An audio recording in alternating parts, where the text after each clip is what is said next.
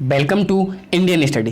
तारीख है आज 25 अप्रैल और हम कवर करेंगे 25 अप्रैल के सभी इंपॉर्टेंट करंट अफेयर्स के क्वेश्चन। चलिए स्टार्ट करते हैं। साथ ही साथ जो इंपॉर्टेंट एक्स्ट्रा फैक्ट होंगे वो भी आज हम इस वीडियो में जानने वाले हैं। चलिए, यदि आप लोगों ने अभी तक हमारे चैनल को सब्सक्राइब नहीं किया है तो प्लीज़ जल्दी से सब्सक्राइब कर लीजिए। और यदि आप लोग PDF चाहते हैं इस वीडियो की तो आप हमारे टेलीग्राम चैनल जो कि इंडियन स्टडी के नाम से है या फिर आप ये ID डाल सकते हो। और यदि आप व्हाट्सएप पर चाहते हो तो व्हाट्सएप पर आप इस नंबर पर कांटेक्ट कर सकते हो या फिर डिस्क्रिप्शन में हमारे व्हाट्सएप ग्रुप और टेलीग्राम ग्रुप दोनों ही का लिंक दिया गया है, तो आप वहाँ से भी क्या कर सकते हो, PDF डाउनलोड कर सकते हो। चलिए स्टार्ट करते हैं हमारे पहले क्वेश्चन की ओर। हाल ही में केंद्र सरकार ने कितने समय तक महंगाई भत्ते पर रोक लगा दी है? तो इसका बिल्कुल सही आंसर हो जाएगा ऑप्शन ए, यानी कि 1 वर्ष इसका बिल्कुल सही आंसर हो जाएगा। तो केंद्र सरकार ने जो महंगाई भत्ता होता है, अभी इसके बारे में हम डिस्कशन करते हैं। तो इस पर 1 वर्ष तक, यानी कि अब 1 वर्ष तक महंगाई भत्ता नहीं बढ़ाया जाएगा किसी भी केंद्रीय कर्मचारी का। अब महंगाई भत्ते की बात की जाए तो इसे हम लोग शॉर्ट फॉर्म में DA बोलते हैं, जिसका फुल फॉर्म होता है डियरनेस अलाउंस। और ये सभी केंद्रीय कर्मचारी और या फिर पेंशनर हैं उन पर लगाया जाता है, जो कि प्रेजेंट टाइम पर जो उनका वेतन होता है उसका 17% दिया जाता है कर्मचारी को। तो यदि किसी के घर में भी कोई भी केंद्रीय कर्मचारी सेंट्रल गवर्नमेंट से बिलोंग करता है तो उन्हें अच्छी तरह पता होगा कि DA क्या होता है। चलिए आगे की ओर चलते हैं। खोंगजोम दिवस कब मनाया गया है? खोंगजोम दिवस है तो देखिए ये मनाया जाता है हमारे मणिपुर स्टेट में, यानी कि ऑप्शन बी इसका बिल्कुल सही आंसर हो जाएगा। सबसे पहले तो यदि बात की जाए इसका खोंगजोम दिवस नाम क्यों है, तो ये मणिपुर के खोंगजोम की खेड़ा पहाड़ियाँ हैं, वहाँ पर एक युद्ध लड़ा गया था। कहाँ पर? 1891 में खोंगजोम में। और कौन सा युद्ध था? तो एंग्लो मणिपुर वॉर था, जिसमें अंग्रेज जीत गए थे, जो कि 31 मार्च से 27 अप्रैल 1891 में तक हुआ था। इसी कारण वहाँ के जो योद्धाएँ थे उनको श्रद्धांजलि देने के लिए खोंगजोम दिवस मणिपुर में मनाया जाता है। तो ये थी पूरी हिस्ट्री खोंगजोम दिवस की। फिलहाल चलते हैं मणिपुर की ओर। मणिपुर यदि बात की जाए तो ये रहा भारत के नक्शे में मणिपुर, आपको रेड कलर से दिख रहा होगा। इसकी राजधानी इम्फाल है। N बीरेन सिंह मुख्यमंत्री हैं, नजमा हेपतुल्ला राज्यपाल हैं, रामलिंगम सुधाकर मुख्य न्यायाधीश। राज्यसभा की सीट 1, लोकसभा की सीट 2 है। अब यदि मणिपुर बात की जाए तो मणिपुर के बारे में आपको इतनी नॉलेज तो आपको रखनी ही है, ठीक है। चलिए चलते हैं नेक्स्ट क्वेश्चन की ओर।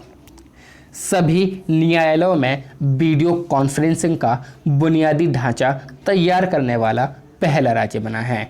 इंपॉर्टेंट क्वेश्चन है तो इसका बिल्कुल सही आंसर हो जाएगा ऑप्शन सी, यानी कि उत्तर प्रदेश इसका बिल्कुल सही आंसर हो जाएगा। तो उत्तर प्रदेश एक ऐसा राज्य बन गया है जिसने सभी हाई कोर्टों में अपनी वीडियो कॉन्फ्रेंसिंग का एक ढांचा तैयार कर दिया है, यानी कि अब जो भी काम होंगे या फिर जो भी उनको चीज़ें चाहिए होगी न्यायालयों में, वो वीडियो कॉन्फ्रेंसिंग के जरिए अब ये न्याय मिल सकता है। अब यदि बात की जाए उत्तर प्रदेश की तो इसकी राजधानी लखनऊ है। मुख्यमंत्री योगी आदित्यनाथ सभी लोग जानते होंगे। आनंदीबेन पटेल राज्यपाल हैं, जबकि मुख्य न्यायाधीश DY चंद्रचूड़ हैं। राज्यसभा की सीट 31 है, लोकसभा की सीट 80 है। और भारत के नक्शे में उत्तर प्रदेश आपके लिए ये रहा है। अब यदि उत्तर प्रदेश की बात की जाए तो रिसेंटली आपको क्वेश्चन याद रखना है कि टीम जो 11 है कोविड-19 के लिए बनाई गई थी, तो उत्तर प्रदेश ने बनाई थी। साथ ही साथ और भी चीज़ें आपको याद रखनी, जैसे कि पूल टेस्ट जो हमारा कोविड-19 के लिए हुआ था, तो सबसे पहले वो कहाँ पर हुआ था? तो उत्तर प्रदेश में हुआ था। साथ ही साथ उत्तर प्रदेश में कौन सी नदी बहती है? तो भारत की सबसे बड़ी नदी गंगा नदी उत्तर प्रदेश में बहती है। भारत का सबसे पुराना शहर वाराणसी उत्तर प्रदेश में है। 8 अजूबों में आने वाला ताजमहल उत्तर प्रदेश के आगरा शहर में, 7 अजूबों में आने वाला ताजमहल जो है वो उत्तर प्रदेश के आगरा में है। और यदि उत्तर प्रदेश की बात की जाए तो उत्तर प्रदेश में सबसे ज़्यादा ज़िले हैं किसी और स्टेट की तुलना में। साथ ही साथ यदि और उत्तर प्रदेश की बात की जाए तो उत्तर प्रदेश में नोएडा है, ठीक है, नोएडा है जो कि काफ़ी प्रचलित शहर है, ठीक है। और यदि बात की जाए उत्तर प्रदेश की, तो उत्तर प्रदेश से और कौन सी चीज़ें आ सकती हैं आपको? हाँ, तो उत्तर प्रदेश की यदि बात की जाए तो यमुना नदी भी इसी में बहती है, जो कि दिल्ली से होती हुई आती है, आगरा में भी आती है यमुना नदी। तो इस प्रकार से आपको ये चीज़ें उत्तर प्रदेश के बारे में याद रखनी है। ओके, चलिए चलते हैं नेक्स्ट क्वेश्चन की ओर। हाल ही में किसने बंटर बिल्स कप जीता है? इसका बिल्कुल सही आंसर हो जाएगा ऑप्शन बी, यानी कि एलिजा फिरोजा इसका बिल्कुल सही आंसर हो जाएगा। ये एलिजा फिरोजा है, ना कि एलिजा, ठीक है। तो ये 16 वर्ष के हैं मात्र, और इन्होंने बहुत ही बड़ा कारनामा किया है। इन्होंने world chess champion Magnus Carlsen को हरा दिया है। किसको? मैग्नस कार्लसन को हरा दिया है। कहाँ पर? वंटर बिल्स कप में। और ये कहाँ के हैं? तो ये मूल रूप से तो ईरान के निवासी हैं, लेकिन प्रेजेंट टाइम पर ये पेरिस में रह रहे हैं। और इन्होंने चेस में, यानी कि चेस के वंटर बिल्स कप में विश्व चैंपियनशिप मैग्नस कार्लसन को हरा दिया है। यदि बात की जाए फाइट की, तो यहाँ पर फाइट यानी कि अब मैंने आपसे बोला है ना अभी अभी क्या हुआ है कि वंटर बिल्स कप हुआ, तो ये आयोजित कौन कराता है? तो ये फाइट कराता है, यानी कि फेडरेशन इंटरनेशनल डी चेस। अब यदि बात की जाए पहले एलिजा फिरोजा की, तो ये 2700 रेटिंग तक, फिर से बात सुन लीजिए, 2700 रेटिंग तक पहुंचने वाले दूसरे सबसे कम उम्र के खिलाड़ी बन गए हैं। लेकिन किस रेटिंग में? तो फाइट की 2700 रेटिंग तक, ठीक है। साथ ही साथ यदि इनकी और बात की जाए तो ये वर्ल्ड रैंकिंग में दूसरे नंबर पर हैं। कौन से नंबर पर है वर्ल्ड रैंकिंग में? सॉरी, 21वें नंबर पर है। कौन से? 21वें नंबर पर है। अब यदि फाइट की बात की जाए तो फेडरेशन इंटरनेशनल डैश चेस इसका फुल फॉर्म होता है। इसकी स्थापना 20 जुलाई 1924 में हुई थी। मुख्यालय लॉजन स्विट्जरलैंड में है। अध्यक्ष इसके अकल्टी डोएकोविच हैं, ठीक है। अब जिस प्रकार से आईसीसी होता है, फीफा होता है, उसी प्रकार से शतरंज का यानी कि चेस का क्या है? फाइट है। नेक्स्ट क्वेश्चन की ओर चलते हैं। हाल ही में किसने भारत में लॉकडाउन लर्नर सीरीज का शुभारंभ किया है? ये लर्नर है, ना कि लर्निस। तो लॉकडाउन लर्नर सीरीज का तो किसने किया इसका शुभारंभ? तो इसका शुभारंभ किया है यूएनओडीसी ने, यानी कि United nation office on drugs and crime. इसका बिल्कुल सही आंसर हो जाएगा। अब लॉकडाउन लर्नर सीरीज क्या है? तो इस सीरीज में क्या होगा, जो स्टूडेंट हैं वो मेंटरशिप और जानकारी दोनों ही प्रदान कर सकेंगे। साथ ही साथ इसका फुल फॉर्म क्या है? तो इसका फुल फॉर्म है ड्रग्स एंड क्राइम। तो ड्रग्स और क्राइम के बारे में इनको जागरूकता फैलाई जाएगी। आप जानते हो आजकल युवा काफ़ी ड्रग्स में मशगूल है, तो इसी कारण ड्रग्स के बारे में भी इसमें नॉलेज दी जाएगी, ठीक है।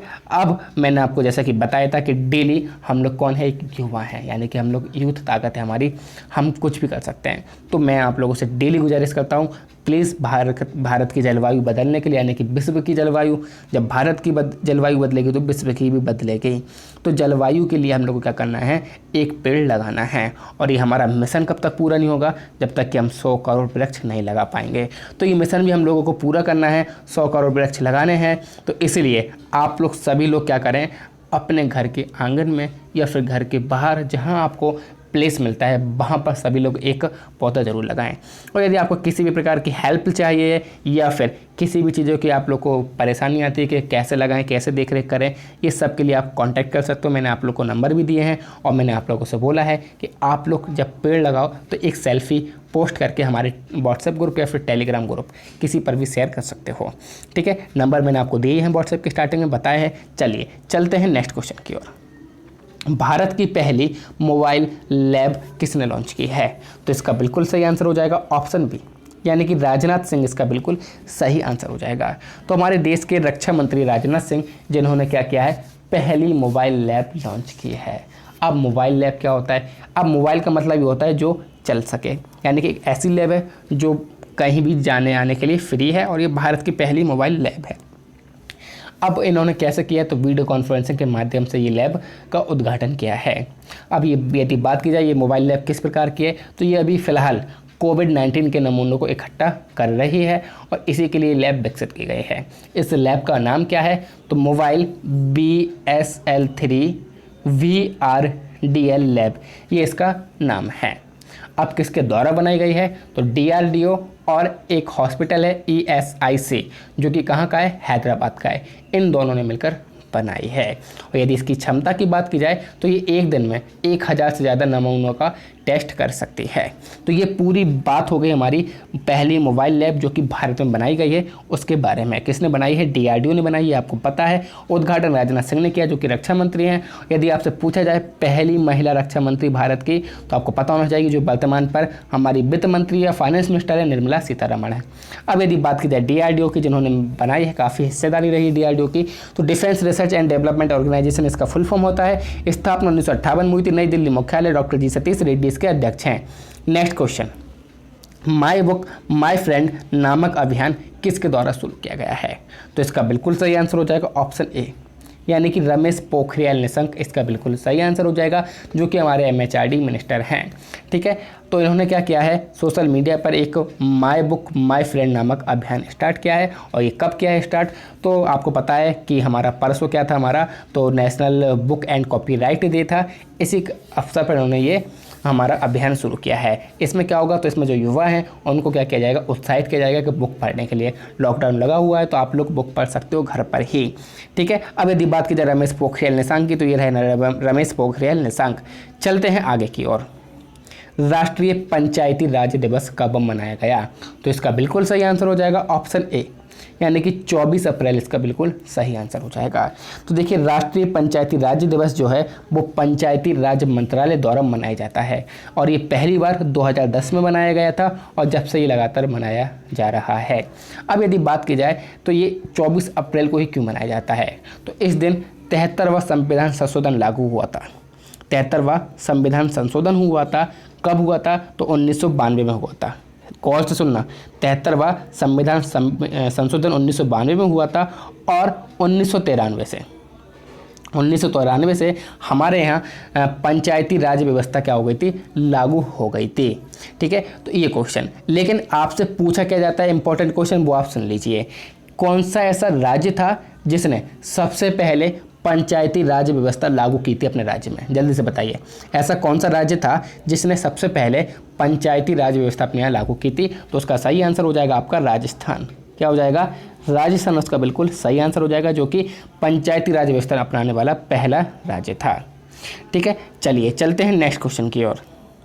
वर्ल्ड गेम्स कब आयोजित किए जाएंगे? तो देखिए, इसका बिल्कुल सही आंसर हो जाएगा ऑप्शन सी, यानी कि 2022 इसका बिल्कुल सही आंसर हो जाएगा। 2021 में होना थे परंतु पोस्टपोन होकर ये 2022 में हो गए। और ये वर्ल्ड गेम्स कहाँ पर होना है तो बता देता हूँ, USA यानी कि अमेरिका के बर्मिंघम में होना है। ठीक है, कब से कब तक होना है? तो 7 जुलाई से 17 जुलाई, यानी कि 10 से 12 दिन चलने वाले हैं ये।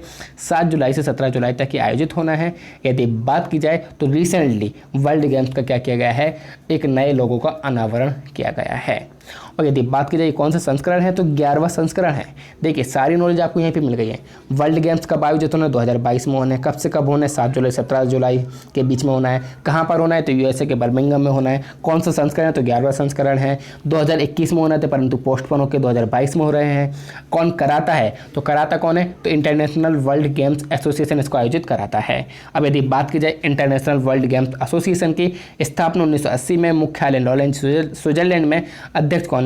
जोस पेरुरेना लोपेज इसके अध्यक्ष हैं। नेक्स्ट क्वेश्चन क्यों चलते हैं। हाल ही में बसंत दास का निधन हो गया है, वह किस राज्य से राज्यसभा सांसद थे? तो इसका बिल्कुल सही आंसर हो जाएगा ऑप्शन ए, यानी कि उड़ीसा राज्य इसका बिल्कुल सही आंसर हो जाएगा। तो बसंत दास जो है वो उड़ीसा राज्य से राज्यसभा रहे। कब से कब तक? तो 1990 से 1996 तक ये सांसद रहे राज्यसभा के। और यदि बात की जाए किस पार्टी से रहे, तो जनता दल से ये क्या रहे हैं, सांसद रहे हैं। चलते हैं उड़ीसा की ओर। उड़ीसा जिसकी राजधानी भुवनेश्वर, मुख्यमंत्री नवीन पटनायक, राज्यपाल गणेशी लाल, संजीव पांडा मुख्य न्यायाधीश, लोकसभा की सीट 21, राज्यसभा की सीट 10 और ये उड़ीसा रहा हमारे भारत के नक्शे में। यदि उड़ीसा की बात की जाए तो उसका शास्त्रीय नृत्य क्या है, या फिर लोक नृत्य बोल सकते हैं, तो क्या है लोक नृत्य इसका? तो ओडिसी इसका लोक नृत्य है। नेक्स्ट क्वेश्चन क्यों चलते हैं।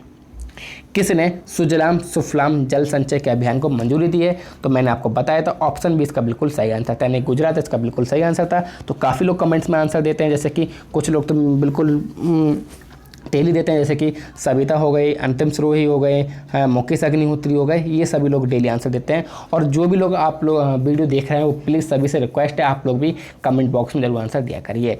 चलिए चलते हैं आज के प्रश्न की ओर। तो आज का प्रश्न क्या है, किस सोशल नेटवर्किंग कंपनी ने रिलायंस जियो की 9.99% हिस्सेदारी खरीदी है? तो इसका सही आंसर आपको कमेंट बॉक्स में देना है, साथ ही साथ जितनी डिटेल आपको पता है वो भी आप दे सकते हो। आई होप वीडियो पसंद आया होगा, तो प्लीज़ लाइक करिए, शेयर करिए, सब्सक्राइब करिए इंडियन स्टडी के हिंदी यूट्यूब चैनल को। Thank you all of you. जय हिंद, जय भारत।